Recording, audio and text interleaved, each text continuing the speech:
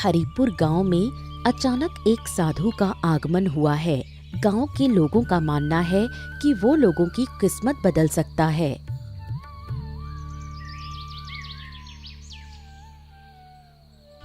क्या जी, आप इतनी देर से घर लौटे? इतनी रात तक कहाँ थे? गांव में बहुत बड़ी घटना हो गई है। गांव के सभी लोग ना बाजार में बैठकर उसी की चर्चा कर रहे थे, तो मैं भी वहीं था। गांव में फिर क्या हुआ है जिसके बारे में सब इतने उत्साहित हैं? तुमको पता है, गांव के बाजार के पास बरगद के पेड़ के नीचे एक साधु डेरा लगा के बैठा है। वो कहाँ से आया है ये कोई नहीं जानता। साधु ने डेरा लगाया है, कहाँ से आया है ये जानकर हमें क्या फायदा? अरे असली बात वो नहीं है। तुम पूरी बात तो सुनो पहले। बीच बीच में बोलने लगती हो टुकुर टुकुर। मेरी बात सुनो। तो फिर असली बात क्या है, बताओ। हाँ, क्या है कि गांव के सब लोग ना कह रहे हैं कि साधु लोगों की किस्मत बदल सकता है। गांव की सभी महिलाएं उसके पास जा रही हैं। हाँ, सच कह रहे हो? ये साधु सच में किस्मत बदल सकता है? अब देखो, बदल सकता है या नहीं ये तो मैं नहीं जानता, लेकिन सब लोग यही कह रहे हैं कि गांव की सारी महिलाएं उसके पास जा रही हैं। ये बात सुनकर तुम जल्दी घर आकर मुझे बता नहीं सकते थे? अब इतनी रात को मैं कैसे जाऊं? अब जाने की जरूरत नहीं है, सुबह जल्दी चले जाना। अभी क्या करोगी? बहुत रात हो रही है। अब तो सारी रात यही सोचते सोचते मुझे नींद नहीं आएगी। अरे देखो, मुझे भी नींद आ रही है। अब तुम आराम से सो जाओ, सुबह जल्दी उठकर चले जाना। अगर सोओगी नहीं तो जाओगी कैसे? मैं तो सोच रही हूँ, अगर सो गई तो सुबह उठ नहीं पाऊंगी, इसलिए पूरी रात जागूंगी। तुम पागल वागल हो गई हो क्या? चलो सो जाओ, और जरूरत पड़े तो मैं तुम्हें खुद सुबह जगा दूंगा।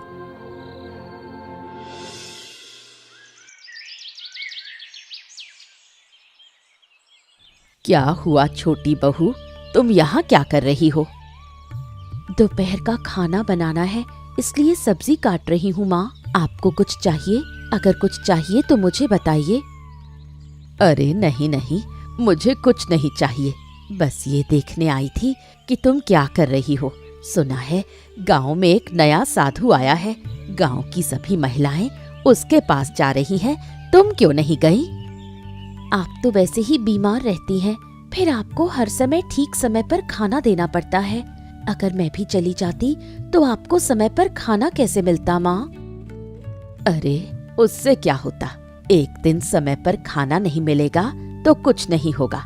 बड़ी बहू गई है, तुम भी चली जाती। घर के बहुत सारे काम पड़े हैं, ये सब खत्म करके अगर समय मिला तो चली जाऊंगी, नहीं तो कल जाऊंगी। सब लोग जाने के लिए इतने उत्साहित हैं और तुम कह रही हो कल जाओगी। मेरी किस्मत को लेकर मुझे कोई खास परेशानी नहीं है। मेरी किस्मत तो अच्छी ही है। आप सबके साथ खुशी और शांति से घर बसा रही हूँ, और क्या चाहिए? इंसान चाहे कितना भी अच्छे से रहे, फिर भी थोड़ा और अच्छा रहना चाहता है। तो सबसे पहले आपको ही जाना चाहिए माँ, क्योंकि आप बीमार हैं। आपको स्वस्थ होना चाहिए। मैं बूढ़ी हो गई हूँ, अब इन बातों की मुझे चिंता नहीं। मुझे भी इतनी चिंता नहीं है, लेकिन जब सब जा रहे हैं तो मैं भी थोड़ी देर के लिए जाऊंगी। आज नहीं जा पाई तो कल जाऊंगी। आप जाइए माँ, आराम कीजिए। यहाँ खड़े रहने की जरूरत नहीं है। खड़े रहने से आपकी तबीयत खराब हो जाएगी।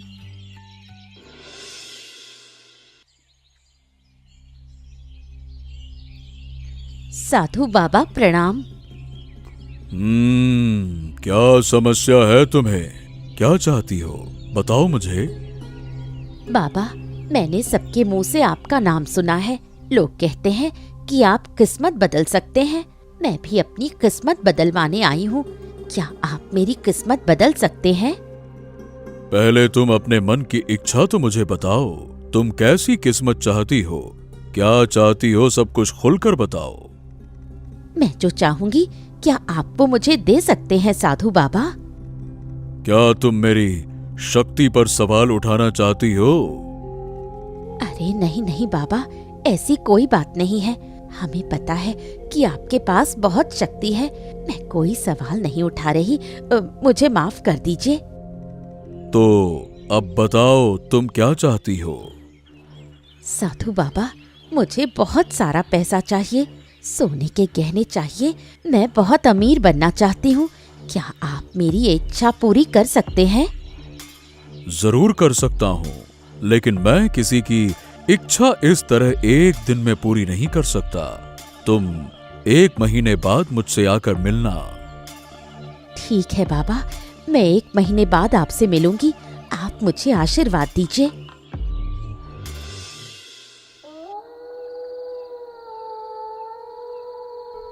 क्या बात है, तुम साधु बाबा के पास गई थी क्या?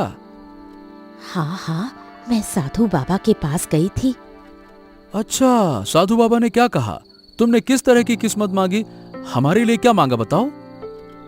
मैंने बहुत सारा पैसा और धन दौलत मांगी है। ये सब मिल जाए तो हमारी किस्मत ही बदल जाएगी। मैं तो सोच रहा था कि तुम शायद कुछ अच्छा मांग पाई होगी, कहीं उल्टा सीधा कुछ ना मांग बैठोगी। अरे, लेकिन अब लगता है कि तुमसे क्या कहूं, तुमने अच्छी चीज कुछ मांगी ही नहीं है। तुम मुझे हमेशा बेवकूफ समझते हो, लेकिन मैं इतनी भी बेवकूफ नहीं हूँ। तो साधु बाबा ने क्या कहा? तुम्हारी किस्मत कब बदलेगी हैं? साधु बाबा ने कहा है कि 1 महीने बाद उनसे मिलने आना, तब वो मेरी किस्मत बदल देंगे। अरे, जब साधु बाबा ने 1 महीने बाद आने को कहा है तो तुम जरूर याद रखना। हर दिन गिन कर रखना, कहीं एक भी दिन देर न हो जाए। अरे नहीं नहीं, मैं दिनों का पूरा हिसाब रखूंगी। किसी भी हालत में देर नहीं करूंगी। तुम चिंता मत करो, देखना हम बहुत अमीर बन जाएंगे। मेरी किस्मत तो जरूर बदलेगी, साधु बाबा ने कहा है। अगर हम एक बार अमीर बन गए ना, तो फिर कोई हमें रोक नहीं पाएगा। सब लोग तुम्हें और मुझे छोटा समझते हैं। सब कहते हैं कि तुम घर पर बैठे रहते हो और छोटा भाई शहर में नौकरी करता है, तब उनसे भी ज्यादा पैसा हमारे पास होगा। मैं बस सही समय का इंतजार कर रहा हूँ। सही समय आने पर सबको जवाब दूंगा, देखना। जहाँ अंजलि लालच में आकर साधु के पास गई थी, वहीं राधिका वहाँ जाकर किसी भी तरह का लालच नहीं करती। कौन हो तुम? काफी देर से यहाँ पे बैठी हो।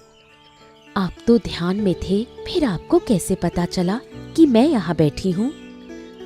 मैं ध्यान में था, लेकिन मुझे ये महसूस हो गया कि कोई मेरे लिए यहाँ इंतजार कर रहा है। बताओ क्यों आई हो? क्या चाहती हो?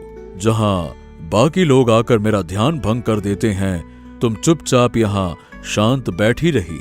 तो बताओ। मैं समय लेकर आई हूँ। बिना वजह आपका ध्यान भंग करके मुझे कोई फायदा नहीं। तुम क्यों आई हो? क्या चाहती हो? गांव के लोग कह रहे हैं कि आप किस्मत बदल सकते हैं, इसलिए मैं भी आई हूँ। क्या तुम्हें अपनी किस्मत बदलनी है? मुझे बताओ, तुम्हारे मन की इच्छा क्या है? क्या तुम पैसा चाहती हो या अमीर बनना चाहती हो? अरे नहीं नहीं, मुझे पैसे या अमीर बनने की कोई इच्छा नहीं है। सब लोग पैसा चाहते हैं, अमीर बनना चाहते हैं, और तुम कुछ भी नहीं चाहती। फिर तुम यहाँ क्यों आई हो? अगर आप किसी को पैसा दे सकते हैं, उसे अमीर बना सकते हैं, तो आप परिवार में सुख शांति भी दे सकते हैं, है ना? तो तुम अपनी किस्मत बदलने के बजाय अपने परिवार की खुशियां मांगने आई हो। मेरी किस्मत को लेकर मुझे कोई शिकायत नहीं है। मेरी किस्मत बिल्कुल ठीक है। बस मेरी सास बीमार रहती है और बड़ी भाभी के साथ घर के सब लोगों का रिश्ता भी इतना अच्छा नहीं है। अगर आप हमारे पूरे परिवार की किस्मत बदल देते तो बहुत अच्छा होता। ठीक है, मैं तुम्हारे परिवार की किस्मत बदल दूंगा। बताओ तुम्हें क्या चाहिए? मुझे अपने लिए कुछ नहीं चाहिए। अगर आप कर सकते हैं तो पूरे परिवार की किस्मत बदल दीजिए और मेरी सास को स्वस्थ कर दीजिए। ठीक है, मैं तुम्हारी सास के लिए आशीर्वाद दूंगा और तुम 1 महीने बाद मुझसे मिलने आना। आप कौन है? मैंने आपको पहचाना नहीं। आप इस घर में किसे ढूंढ रहे हैं? असल में मैं किसी को ढूंढ नहीं रहा। मैं तो सोच रहा हूँ कि इस घर में आना सही हुआ या गलत। मैं आपकी बात ठीक से समझ नहीं पाई। आप यहाँ किसे ढूंढने आए हैं? मैं किसी को ढूंढने नहीं आया। मुझे थोड़ी मदद की जरूरत है, इसीलिए यहाँ पे आया हूँ। क्या आप मेरी थोड़ी सी मदद कर सकती हैं? मैं आपको जानती भी नहीं, फिर कैसे मदद करूं? पहले बताइए, आपको किस तरह की मदद चाहिए? मैं शहर से इस गांव में काम के लिए आया हूँ, लेकिन अब मेरी तबीयत जो है थोड़ा सा ठीक नहीं लग रही है, इसीलिए मुझे थोड़ा आराम करने की जरूरत है। अगर आप मुझे थोड़ी देर आराम करने की जगह दे दें तो बहुत अच्छा होगा। आप हमारे गांव के अतिथि हैं, इसलिए आपकी मदद करना हमारा कर्तव्य है। लेकिन आपको एक बात माननी होगी। कौन सी बात? हमारे घर में कोई भी अतिथि आए, वो बिना खाए नहीं जा सकता। अगर आपको यहाँ आराम करना है तो दोपहर का खाना खाकर ही जाना होगा। मैं आपको इतनी परेशानी नहीं देना चाहता था। ये कोई परेशानी नहीं है। आप हमारे अतिथि हैं, आपके लिए जरूर खाना बनेगा। हम जो खाते हैं वही आप भी हमारे साथ खाइएगा। ठीक है, मुझे कोई आपत्ति नहीं है। फिलहाल मुझे थोड़ी देर लेटने की जगह दे दीजिए। आइए मेरे साथ, अंदर कमरे में चलिए। ये खाना किसने बनाया है? जिसने भी बनाया है उसके हाथ का कमाल का खाना है। ऐसा स्वादिष्ट खाना मैंने बहुत कम खाया है। मैंने बनाया है, मैं बहुत अच्छा खाना बनाती हूँ। पूरे गांव के लोग ये जानते हैं। आपके लिए मैंने अपने हाथों से खाना बनाया है। क्या मतलब तुमने खाना बनाया है? माँ, यहाँ शहर से आए एक अतिथि हैं। उनके सामने ऐसी बातें करना ठीक नहीं होगा। वो हमारे बारे में क्या सोचेंगे? तुमने उसके लिए इतना अच्छा खाना बनाया और वो अपने नाम से उसका श्रेय ले रही है। ये कैसे स्वीकार किया जा सकता है? माँ, कोई बात नहीं, आप कृपया यहाँ शोर मत कीजिए। लोग क्या सोचेंगे? हमारी इज्जत चली जाएगी। आप थोड़ा चुप रहिए। मैंने तो आपकी बात रख ली, लेकिन अब मेरी भी एक बात आपको रखनी होगी। कौन सी बात? आप लोग बुरा मत मानिएगा, मैं कोई बदला या कीमत नहीं देना चाहता। आपने मेरे लिए जो किया है उसका कोई मूल्य नहीं होता, लेकिन आपकी बहू ने इतना अच्छा खाना बनाया है, इसीलिए मैं उसे सम्मान के रूप में कुछ देना चाहता हूँ। अरे नहीं नहीं, इसकी कोई जरूरत नहीं है। दे दीजिए। अगर खाना खाकर आप खुशी से कुछ देना चाहते हैं तो उसे मना कैसे कर सकते हैं? तो अब मैं चलता हूँ, फिर कभी न कभी आप लोगों से मुलाकात हो जाएगी। आपका बहुत बहुत धन्यवाद।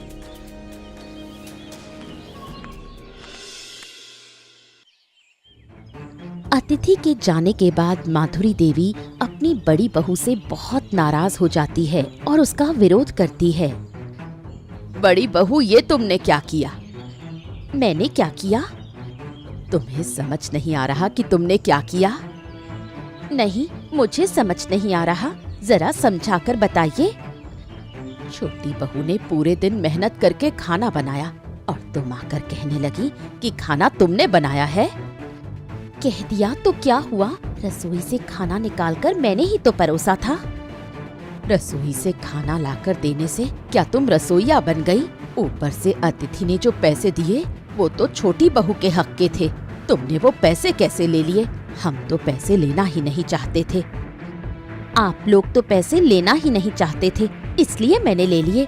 मुझे पैसों की जरूरत है। आप लोग अमीर हैं, शायद आपको पैसे की जरूरत नहीं होगी। मैं अच्छे से कह रही हूँ, अभी के अभी ये पैसे छोटी बहू को दे दो। जो पैसे आप लोग रखना ही नहीं चाहते वो मैंने रख लिए। अब मैं वो पैसे क्यों दूं? दिन ब दिन तुम इतना नीचे गिरती जा रही हो, हम सोच भी नहीं सकते थे। अगर सोच नहीं सकते थे तो आंखें खोलकर देखिए। घर में कोई है क्या? दया करके थोड़ी मदद कर दीजिए। 2 दिन से कुछ नहीं खाया। घर में कोई है क्या? अरे ओ भिखारी, इस घर में आने की हिम्मत कैसे हुई तेरी? और यहाँ आकर चिल्ला क्यों रहा है? अभी के अभी यहाँ से निकल जा। ऐसा मत भगाइए, 2 दिन से कुछ नहीं खाया, दया करके थोड़ा खाना दे दीजिए, खाकर चला जाऊंगा। क्या हमने तेरे लिए खाना बना कर रखा है? पता नहीं कहाँ कहाँ से ये भिखारियों की टोली आ जाती है।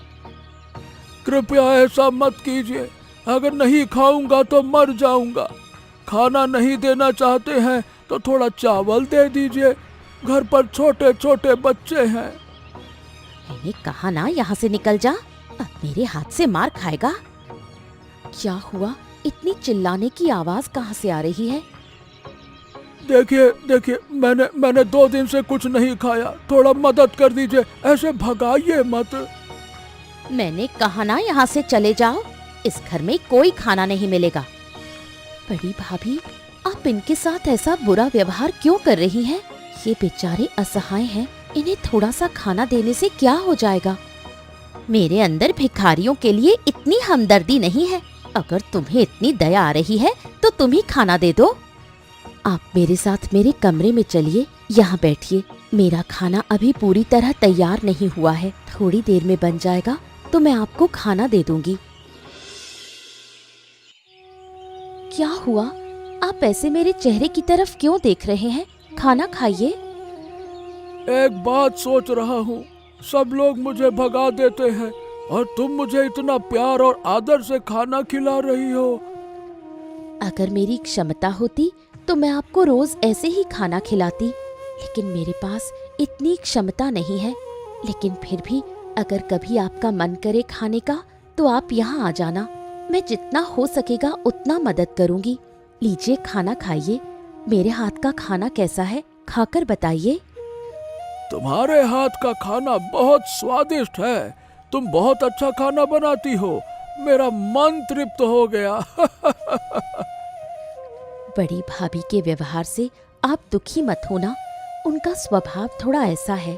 अगर कभी इस घर में फिर आओ तो मेरा नाम पूछ लेना, मेरा नाम राधिका है, मैं आपकी मदद करूंगी। अरे कोई बात नहीं, कोई बात नहीं, तुम्हारी बड़ी भाभी जैसी बहुत लोग हैं जो रोज हमें अपमानित करते हैं, हमें इन सब की आदत हो गई है। लोग आप लोगों के साथ ऐसा व्यवहार क्यों करते हैं, मैं समझ नहीं पाती। सबका दिल तुम्हारे जैसा अच्छा नहीं होता, जिनका जैसा स्वभाव होता है वो ऐसा ही व्यवहार करते हैं। हम इस बात पर अफसोस नहीं करते। हाँ, आपको थोड़ा और चावल दूं? अरे नहीं नहीं नहीं नहीं नहीं नहीं, अब नहीं खा पाऊंगा, मेरा पेट भर गया है। मैंने कहा ना कि अब नहीं खा सकता, अब फिर भी तुम दे रही हो। इसमें मेरी क्या गलती? आपको खिलाकर मुझे अच्छा लग रहा है, इसलिए मन कर रहा है और दूं। चलो, तुम्हें ढेर सारा आशीर्वाद, तुम जीवन में बहुत बड़ी बनो। हाँ। 1 महीने बाद बड़ी बहू और छोटी बहू दोनों साधु के पास पहुंची, लेकिन इस बार साधु उन्हें एक कठिन परीक्षा के सामने खड़ा कर देता है। साधु बाबा, 1 महीना पूरा हो गया है, आपने कहा था 1 महीने बाद आना, इसलिए मैं आ गई। लेकिन राधिका तो मुझसे 1 दिन पहले आ गई, क्योंकि ये तो मेरे 1 दिन बाद आपके पास आई थी। राधिका 1 दिन पहले नहीं आई है, बल्कि तुम 1 दिन देर से आई हो। आज तुम्हें 1 महीना और 1 दिन हो गया और राधिका को ठीक 1 महीना। तो क्या मुझसे गलती हो गई साधु बाबा? अब मेरा क्या होगा?